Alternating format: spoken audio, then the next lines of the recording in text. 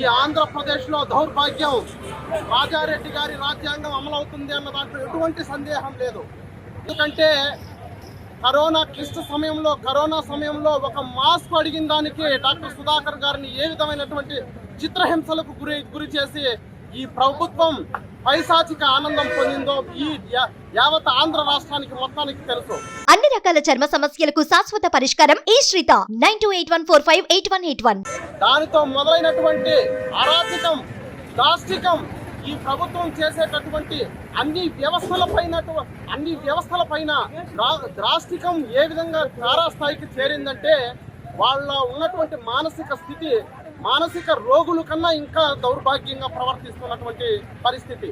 గత 2 నెలలుగా రైల్వే కోడూరు మండలంలో ఉన్నటువంటి పత్రికా విలేకరుల సోదరులపైనటువంటి జరిగే దాడులైతేనేమి, నిన్న రాప్తాడ్లో ఆంధ్రజ్యోతి విలేకరు మీద జరిగినటువంటి దుశ్చర్య అయితేనేమి, సాక్షాత్తు ఈ రాష్ట్ర ముఖ్యమంత్రి కనుసన్నల్లోనే ఈ జరుగుతున్నటువంటి దాష్టికాలు చూస్తూ ఉంటే రాబోయే రోజుల్లో ఇదే ప్రభుత్వం కొనసాగితే ఏ విధమైనటువంటి రావణ కాష్టంగా ఈ రాష్ట్రం రగిలేటటువంటి పరిస్థితి లేకపోలేదో. తస్మాత్ జాగ్రత్త ప్రజల్లారా, ఆంధ్రప్రదేశ్ 5 కోట్ల ఆంధ్రులకు ఇదే హెచ్చరిక, విజ్ఞప్తి. ఈ రాష్ట్ర ప్రభుత్వాన్ని సాగనంపకపోతే రాబోయేటటువంటి రోజుల్లో పక్క రాష్ట్రాలకు వలసెల్లి దేహి అని అడుక్కునే పరిస్థితి ప్రతి ఒక్క వ్యవస్థలో ఉన్నటువంటి సామాన్య ప్రజల కాడి నుంచి ఈ రోజు ఫోర్త్ ఎస్టేట్ గా పిలువబడేటటువంటి జర్నలిస్టుకే దిక్కులేదు. అన్యాయం జరిగితే కనీసం ఒక అధికారి గాని ఒక ఆఫీసర్ గాని వచ్చి అయ్యో అనేటటువంటి కనికరం లేదు ఈ రాష్ట్రంలో. అటువంటి పరిస్థితుల్లో సామాన్య ప్రజానికానికి ఎక్కడుంది రక్షణ? ఈ దాష్టికాలు, దారుణాలు మీకు అత్యంత మెజారిటీ ఇచ్చి మీరు ఏదో మ్యాజిక్ చేస్తారనేటటువంటి భ్రమలో ఈ ప్రజలు నిన్ను ఎన్నుకున్నంత వరకు 4.5 సంవత్సరం అయిపోయింది. ఈ 2 నెలల్లో అన్నా కూడా కనీసం పావు వంత ప్రజల దగ్గర బాగా మంచి చేశారనేటటువంటి మంచి పేరు తెచ్చుకోమని చెప్పేసి ఈ సందర్భంగా హెచ్చరిక చేస్తూ, అదేవిధంగా ఈ పత్రికా సోదరులకు రైల్వే కోడూరు మండలంలో భారతీయ జనతా పార్టీ సంపూర్ణమైనటువంటి మద్దతు ప్రకటిస్తా ఉన్నామని చెప్పేసి తెలియజేసుకుంటూ, భారత్ మాతాకి జై శ్రీరామ్.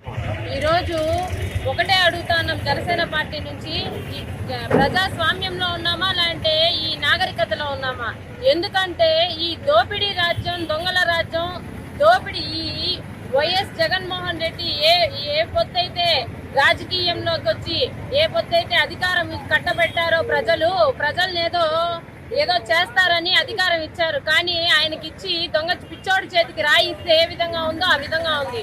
ఈరోజు విలేకరులు ఎంతో ముందుగా ప్రాధాన్యత ఉంటుంది. ఏ పార్టీకి కానీ ఏ ఒక విషయం జరిగినా విలేకరులు చాలా ఇదిగా ఆ విషయాన్ని ముందస్తుగా అందరికీ తెలియజేస్తారు విలేకరులు. అలాంటి విలేకరుల్ని, ఆంధ్రజ్యోతి విలేకరుని చాలా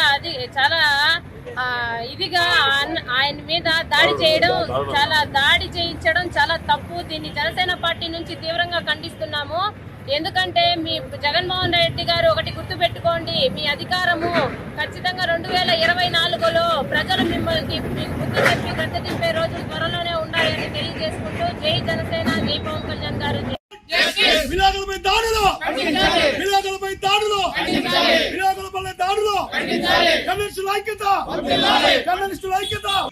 రిపోర్టరు కవర్ చేయడానికి పోతే పథకం ప్రకారం ఏబీని ఎవరు అని చెప్పని పరిస్థితిని విచక్షణరహితంగా దాడి చేసి చంపేదానికి ప్రయత్నం చేశారు. సాక్షాత్ ముఖ్యమంత్రి సభలో జరిగింది. దీనికి ముఖ్యమంత్రి క్షమాపణ చెప్పాలి. అదేవిధంగా అటువంటి దాడి చేసిన క్లిప్పుల ఆధారంగా వాళ్ళపైన క్రిమినల్ కేసులు పెట్టి అరెస్ట్ చేయాలని చెప్పని ఈ ప్రభుత్వాన్ని మేము హెచ్చరిక చేస్తూ ఉన్నాం. పౌర హక్కుల గురించి కానీ, వాక్ స్వాతంత్రాన్ని గురించి కానీ, పత్రికా స్వాతంత్రాల గురించి కానీ రాసుంటే ఎక్కడా కూడా వాక్ స్వాతంత్రం లేదు, పత్రికా స్వాతంత్రం లేదు.